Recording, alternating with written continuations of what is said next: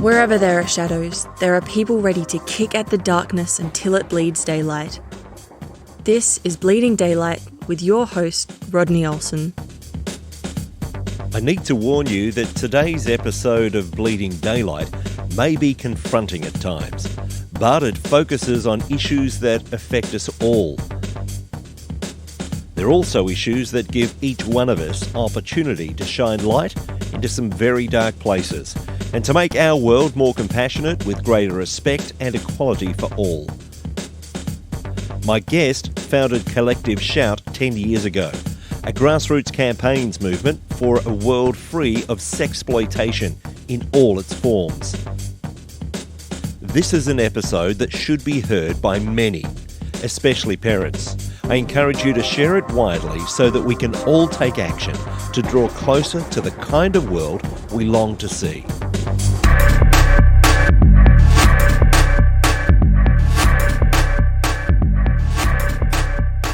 Constant abuse and even death threats have become common occurrences for Melinda Tankard Reist. Those reactions only serve to highlight the seriousness of the topics that she raises in our society. She's an author, speaker, media commentator, blogger, and advocate for women and girls. She's best known for her work addressing sexualization, objectification, harms of pornography, sexual exploitation, trafficking, and violence against women. I'm so pleased to have her joining me on Bleeding Daylight. Melinda, thank you so much for your time. Oh, Rodney, thanks for having me. Thanks for your interest. I'm interested in knowing where your passion for standing against this kind of exploitation actually began. Look, it probably began in my hometown, growing up in a country town in Victoria, and I started to see the mistreatment of women in my community. I became a journalist from the age of 16 and began to document some of that mistreatment. One of the first pieces I ever wrote was about the opening of a women's refuge in my town for victims of violence.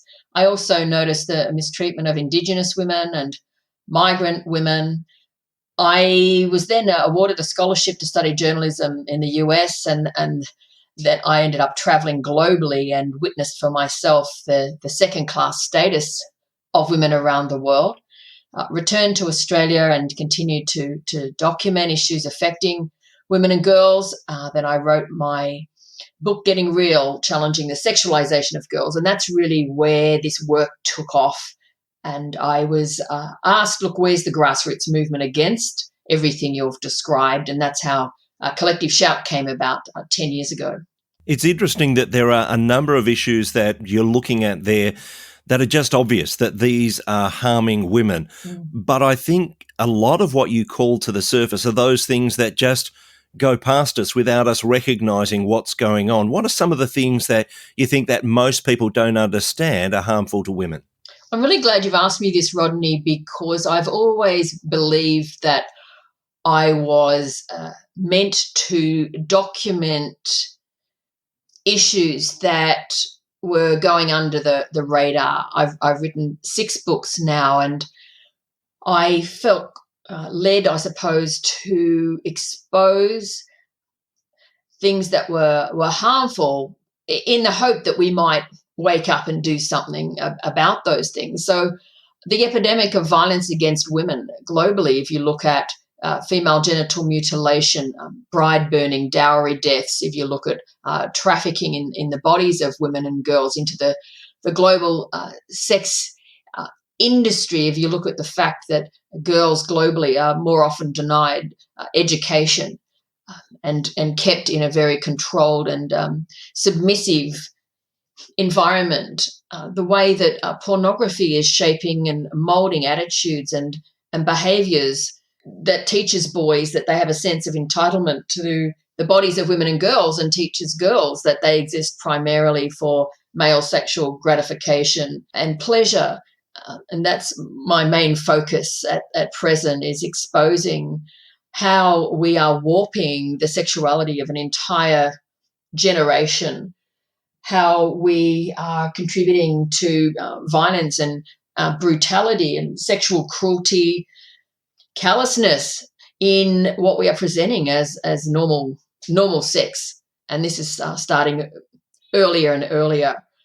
So, yeah, I've just felt that I'm supposed to bring these issues to the light in the hope that we can build an uprising, a global rebellion, if you like, against these harmful cultural scripts and harmful dictates which are causing so much documented damage. You mentioned there the use of pornography, and you campaign very strongly against it.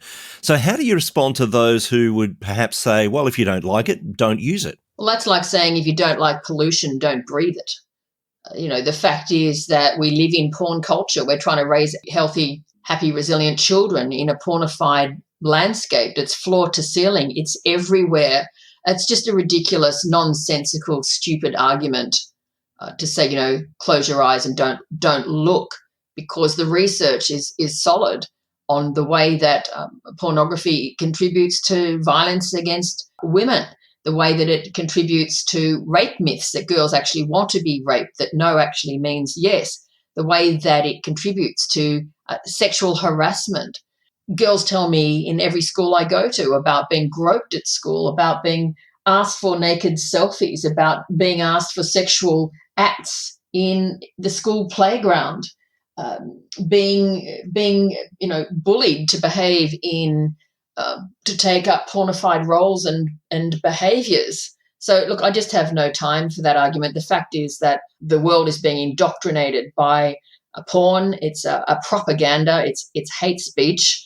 Cultural norms are being taught through pornography, and that affects all of us. You mentioned about some of that starting at school. How young are we talking for those young girls that are being approached in this way? Well, I'm now taking my message into primary schools, which I didn't envision when I first started out. And that's the tragedy of it. Even children now are behaving in inappropriate ways. They're acting out sexually what they have seen in pornography, sometimes searching for it, but sometimes innocently putting in a search term, looking for their favourite cartoon character.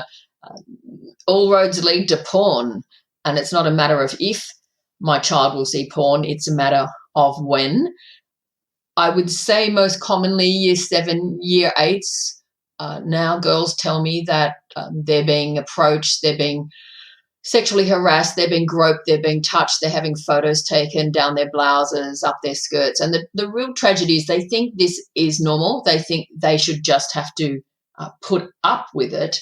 And I have girls say to me, we didn't know we were allowed to say no. They get given a hard time for standing up for themselves, but then the whole culture tells them that being degraded is sexy, that you should behave in these ways if you want to be seen as free and sexually liberated. And it's not just through overt porn sites, it's throughout the culture, everywhere, in music, fashion, games, advertising, marketing, in their shopping centre with floor-to-ceiling pornified portrayals of women, presenting this very harmful normative stereotype about women and what women and girls are good for. Any of us who have seen on Facebook Collective Shout, that movement that you're talking about, that you founded, would have seen some very disturbing images of girls younger and younger being presented in a sexualized way. And the thing I think that disturbs me the most is oftentimes these are through things like Instagram accounts that are run by these girls' mothers. How can they not understand the harm that they're causing? Yes, Rodney, we have a global campaign against Instagram under the hashtag #WakeUpInstagram. We've been calling out Instagram for facilitating predators. We have exposed hundreds of predators operating on Instagram, contacting the underage girls, asking them to chat privately, posting sexual fantasies publicly about these girls, capturing their images and sending those images to designated websites for these men and their friends. And tragically, Instagram has become a predator's paradise. Sometimes the girls appear to be operating their own accounts. Sometimes it appears to be a parent. But sometimes it's clear these girls are being trafficked, are being sold online. And we've said to Instagram, this is just not good enough. You claim to care about children and child safety, but look at what we've exposed. And my team is very small. We've captured imagery of men live masturbating to schoolgirls in their school uniforms, visible school uniforms. We can identify the school. And the girl will invite anyone to chat with them, video chats, but they don't know who's behind the handle of those who attend the chat until she sees what they're doing. And it's just so common.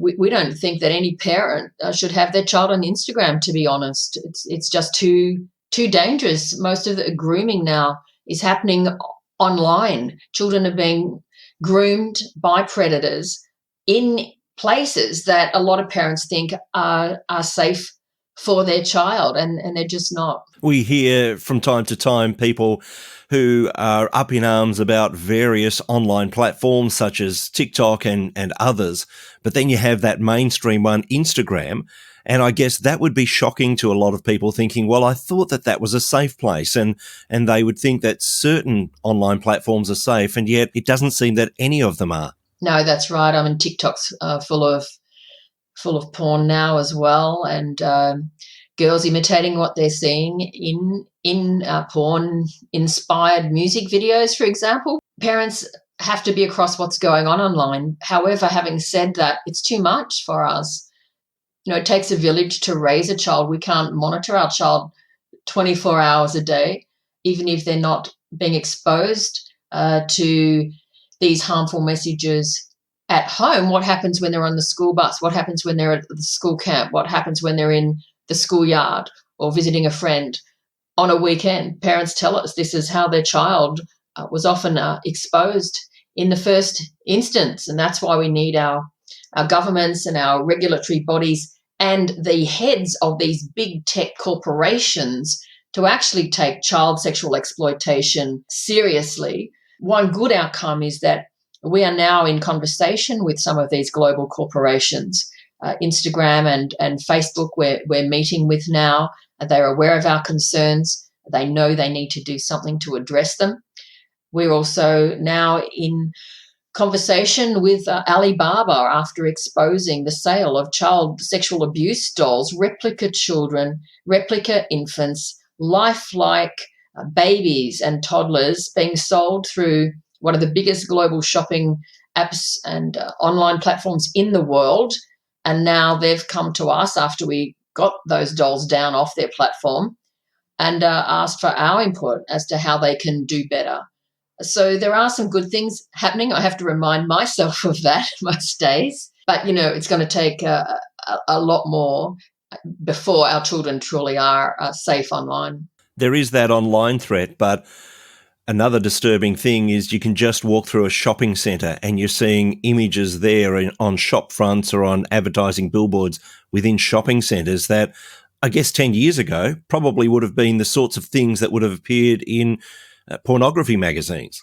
Yeah, what we've seen now is just the pornification of culture, the wall-to-wall hyper-sexualized images and messages which contribute to the second-class status of women. The biggest study on the objectification of women in the world, a meta-analysis of all of the existing global research, found that objectified portrayals of women contribute to a diminished view of women's competence, morality, and humanity. That's how serious this issue is. And yet we have the CEOs of our property groups, the shopping centres like Westfield, who are essentially landlords to the tenants, Honey Burdette in this case, the sex shop, which features floor-to-ceiling depictions of semi-naked women, sexually suggestive poses. Honey Burdette is a repeat corporate offender. They continually act in breach of the Australian Association of National Advertisers Code of Ethics. However, there are no penalties for non-compliance. There are no fines. There's no powers to enforce the rulings of ad standards. So these CEOs actually have the gall to call themselves male champions of change. Now, Male Champions of Change is an initiative to get male CEOs, to sign up to say, we will do all in our power to stamp out sexism in our communities, in our shopping centres. And yet they do nothing to rein in the unethical, harmful behaviour of their very own tenants. So, we just don't buy it.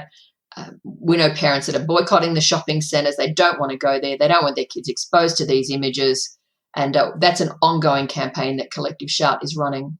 It sounds like these so-called leaders of change are actually just jumping on a bandwagon that they expect will get them some brownie points, and yet people can see right through it. Yeah, we call it pinkwashing. You look like you care, but what are you actually doing? And that's why we're exposing the double standards. And this seems to be the case in a number of instances where businesses that have a number of arms will try and look caring. They'll try and look like they're trying to bring about healthy change with one brand, and yet with another brand, they're selling exactly what they're supposedly against. Exactly. And that's why we have a very big emphasis at present on corporate social responsibility, on your values and your mission statements. If you claim to care about the community, if you claim to care about women and girls and children, then you can't have it both ways. Often what we do is just quote their own vision and value statements back to them and point out that they're not actually living this out. We've done the same in a campaign to ethical super funds. We have contacted 23, I think at last count, ethical super investment funds who invest in these property groups and yet claim to have, very high standards around investment. You won't invest in tobacco, gambling, alcohol, those sorts of things. And yet even some of the faith-based super funds are still investing in shopping centres which are hosting sexism. So we're calling out that double standard as well. One of the words that I hear so often when any of these sorts of issues are raised is empowerment. We hear of businesses who profit from what you call sexual objectification say that they are empowering women. So what's your response to those voices? Well, it's just not true. It's just not true. And anyone following our work will see how we have documented that that's not true. For example, we put in a major submission to the Australian Human Rights Commission's inquiry into sexual harassment. It's a relatively recent inquiry. You can find that submission and many others on our website. And we documented all of the links between sexualization and objectification of women and girls, right through to sexist attitudes, the formation of sexist attitudes contributing to sexual behaviours, inappropriate behaviour contributing to violence against women. We draw those links. We join the dots, if you like, and say that you can't just address, say the glass ceiling without addressing the way harmful corporate behaviours contribute to demonstrable harms to women and girls. So, forget about your language. Let's look at what you're actually doing. And yet many young women seem to have bought that lie of empowerment. And so anything that they do that is sexualized, they still keep under that banner of empowerment, not realizing that it's actually disempowerment. Look, our girls have been lied to from the moment they're born. And empowerment, liberation, freedom has been presented to them really by the sex industry, a sex industry messaging, telling them that empowerment means, adopting pornified roles and behaviours, flashing your breasts in public, providing sexual acts to boys, being able to pole dance. This is not true empowerment. And again, our work over a decade has been to try to help young women to see through that and to value themselves for something other than being able to attract the male gaze, being able to attract sexual attention. What about your gifts, your abilities, your talents, your art, your poetry, your desire to make a difference in the world? About, those kind of character traits that we so need in the world today, basic empathy. We're driving the empathy out of young people, particularly boys. we've been working hard to help girls see that they are more than just porn fantasy props, that they deserve more, that they are allowed to stand up for themselves and demand better, and not conform to these toxic cultural messages, which, again, the research says is harmful to them. It's not just my opinion. It's what the research demonstrates. So fortunately, we have more young women now joining our movement. I get girls in schools saying, just so grateful to hear a different message, a countercultural message, a critique, a dissection of the culture they live in. Often they'll say, we thought there was something wrong with us individually for not wanting to do all of these things.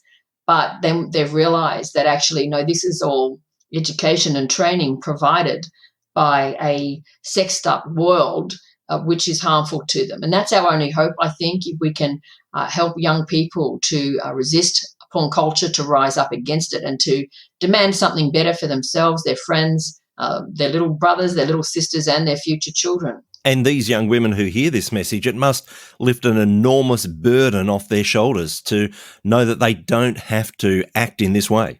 Look, it's probably the most rewarding aspect of my work is to see that realization, to see the lights go on, and for them to say, we don't actually have to put up with this. Well, we can say no. We can just not conform to this pressure, this terrible pressure that they are under. And so, if only a small number of girls decide to live differently and not to conform and say they have the right to say no. And again, if more boys decide to change, to resist toxic masculinity, to choose to be men of integrity and empathy, that's going to make a massive difference. It has to be, the boys have to change as well. Yeah, you're touching on the boys and their responsibility as well.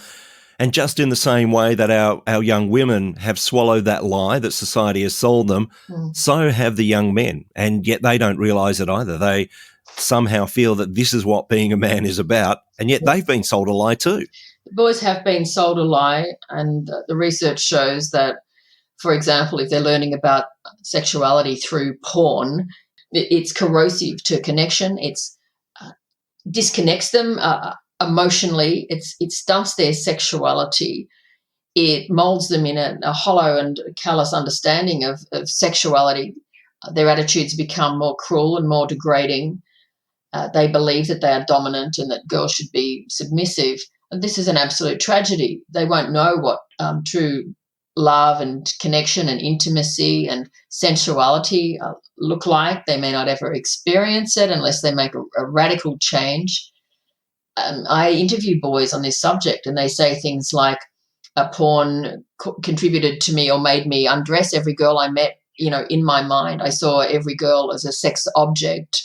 They lost their ability to just be friends with girls. They were fantasizing about them.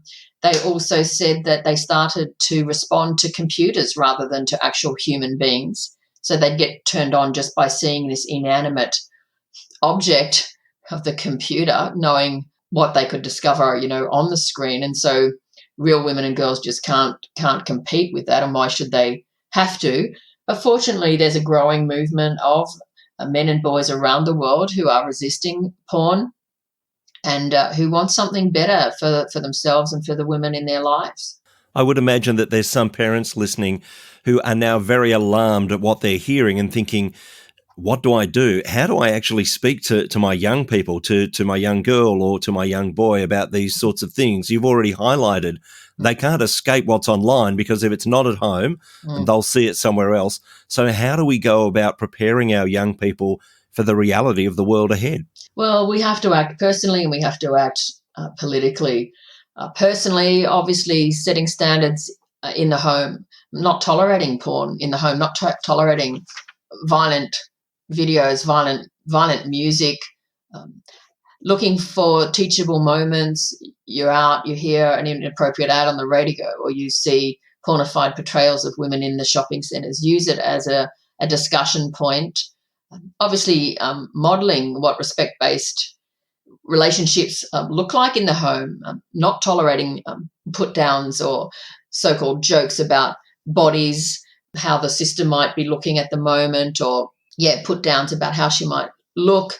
There's some of the things, obviously having the computer in a public place in the home, not allowing kids on screens behind closed doors, having rules around devices.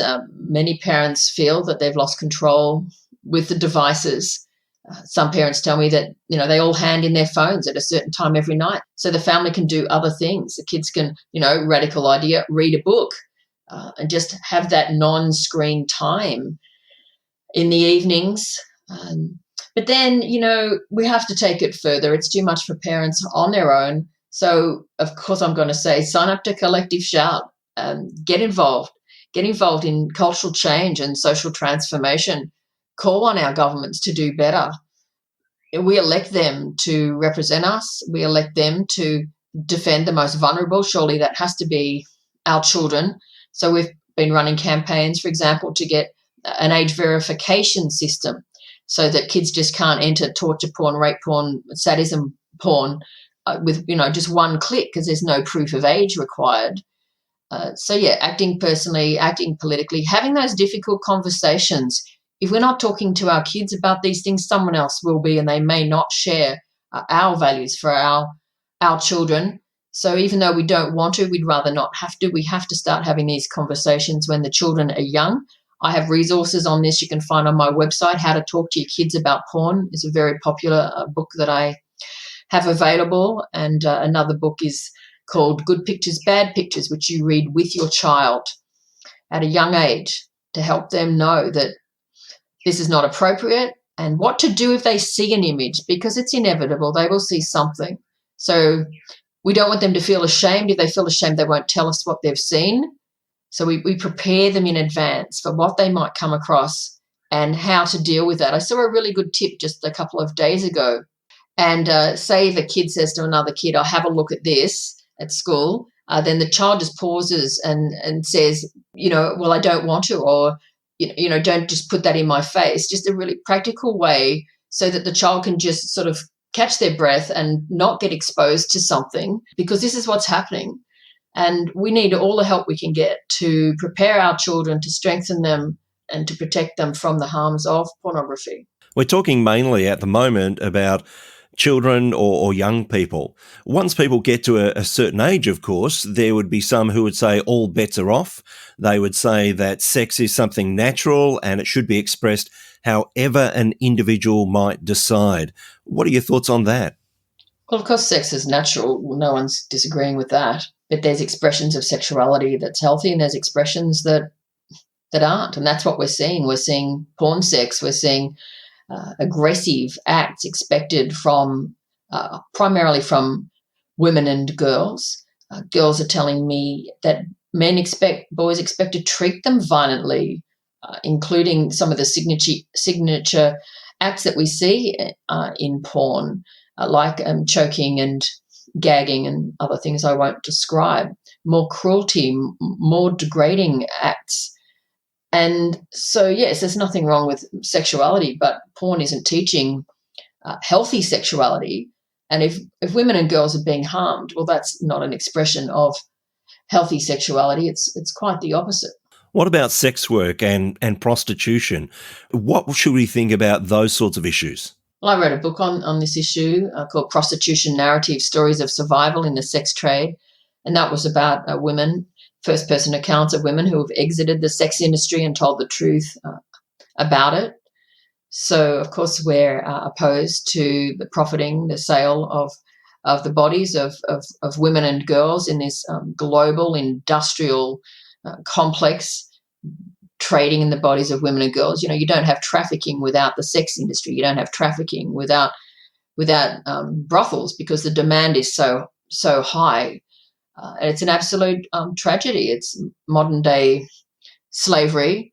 And of course, we don't support that either. And we have the evidence, the testimonials of women who were there, who were in it, and now speak to the truth about what they were expected to do, and the brutality, the cruelty, the degradation, the suffering, the long-term post-traumatic stress and trauma which is all well documented now. I mentioned in the opening that you've received a number of threats and harassment over time. Where does the bulk of this harassment come from? Who are the people that are targeting you in this way? Mostly men, and they're from people who have a vested interest in the way things are. Why would they react unless they felt we were a threat? Over the weekend, we had around 1,000 comments, most of them abusive. And this had come about as a result of a campaign we ran to get a hate page down off Instagram called Girls Getting Hurt. And in this page, they feature images of women and girls being hurt, being injured, and it's all meant to be hilarious. So we actually got this page off Instagram, and the ringleaders behind that page then initiated a cyber attack on us. And across all of our platforms and on posts that weren't directly related to our campaign to get this page off. And that's how they operate. I mean, the main ringleader behind it has pictures of himself with his wife and children in his profile. So, you have to wonder what life's like for them. But, I've long held the view that, as Paul Keating used to say, the dogs may bark, but the caravan rolls on, and you just keep rolling on. You've got the dogs yipping at the tires, but you just keep on moving. And, I don't look up my name. I don't put my name into a search engine. I don't look at comments on articles I've written, in the public domain. I just can't expend my emotional energy, which is they want that, they want to think that they've got to you. So we've made a bit of fun of it. We've shared some of the comments over the last 24 hours, and there's some that are pretty funny. They're not meant to be funny, but anyone having a look at my Facebook will see why we're saying that. So look, we debrief all the time, me and my team. We take time out when we need to. We do what we need to survive it, and just to press on. There's a goal, and we've got our eyes on it, and we just keep pressing on. They've been trying to destroy us for a decade now, and it hasn't been successful. I'm not saying it's easy. I'm not trying to make light of those attacks, because often they're very personal. They're often threatening. They're often disgusting. But we just keep going. And that's the thing I want to find out from you. You're totally immersed in a world where you're seeing some of the darkest side of humanity. Mm-hmm. You're plunging into depths that most of us will only scratch the surface of. How do you keep your head above water? How do you actually start to see the light in the world beyond all this darkness that you're encountering? Look, I've had to become very intentional about that, because you do pay a price for staring into the abyss every day, staring into the darkness and exposing it all the time, and it does affect you. So I hike. I just disappear into the bush with a backpack, sometimes on my own, sometimes with friends. I spend as much time in nature as I can. The sun's out today. That always helps. I try to start the day with some kind of, just contemplation, spiritual reading, just to sort of set my brain so that I'm not straight into the porn, although it starts, pretty quickly. I'm usually on Twitter pretty quickly, but I try to start with something else. I debrief with my friends. We actually have a lot of fun, which people might find hard to believe, but we do have a lot of laughs. I get to work with very funny, smart, intelligent, passionate women. And I get the pure privilege of speaking to thousands of young people a year and seeing lives changed with our message. And I get the privilege of seeing major victories. Like last year was one of the biggest years we've ever had, one victory after another. Just in the last 2 months, we've had seven wins in a row, and there's an adrenaline rush to that, It's enjoyable. It's rewarding when you get those victories. So those things all help to balance out, to make up for the harmful side of it. At the end of the year, I take a long break. I turn my phone off. I try not to do any work-related reading. I've been forced to take a long period of time off at the end of the year to be able to renew and get back into it in the new year. I'm wondering what action, and you've touched on this a number of times and various aspects of it, but what action can the average person take against this multi-million-dollar industry of exploitation? What can we do? Well, know the facts, know the truth. Don't buy into it. Don't buy the sexualized clothing. Don't buy the violent music products. Don't allow that harmful industry to suck the life out of your children. Protect them. Do all you can to protect them from porn. Have every filtering device on. One that's recommended to me is Family Zone, which seems to be pretty comprehensive. But as I said, we have to act broader than that and join Collective Shout. We make it easy for you to complain. We show you what the problem is and we give you the steps to address it. And do not think that one voice doesn't make a difference. We have seen campaigns won when one person has spoken out. Some of our quickest wins have been in 2 or 3 hours. One of the most common things people say to us is, you helped me to be brave. In the past, I thought it was just me. I thought I was on my own. I thought there was something wrong with me. Now I've realized that I'm backed by thousands of people and I can go out and say something. I can take up my rightful place in the public square and speak. We live here too, and we can't afford to sacrifice, especially our children, to the global sex industry. We can't just stand back and allow that to happen. So it's time to get some power back, and Collective Shout will give that to you, and you can be part of this, what's becoming a global movement now against sexual exploitation in all its forms. Get on board, collectiveshout.org, sign up, and join our Facebook pages. We're on Twitter, we're on Instagram, we're on LinkedIn, and rather than sort of curse the darkness, get involved in bringing about social transformation with us. I'll certainly put links in the show notes at bleedingdaylight.net for Collective Shout so that people can get there, also to your website so people can grab hold of some of the books that you're talking about. I do find it interesting that a lot of the people that we see reacting and talking on your Facebook page are, of course, women. Do men sometimes feel that they don't have the right to speak into an issue that is seen as a women's issue like this? How do we empower men who want to stop this as well? How do we empower them to actually make a difference? Well, I don't know why it should be seen as a women's issue. It's a community issue. Of course, we need men to speak out. We need men to call out the bad behaviour. We need men to stop being bystanders and not saying anything. We need men to stop joking along and laughing and underplaying what's really happening, calling out sexually inappropriate behaviour, sexist jokes, comments about women's bodies, calling it out.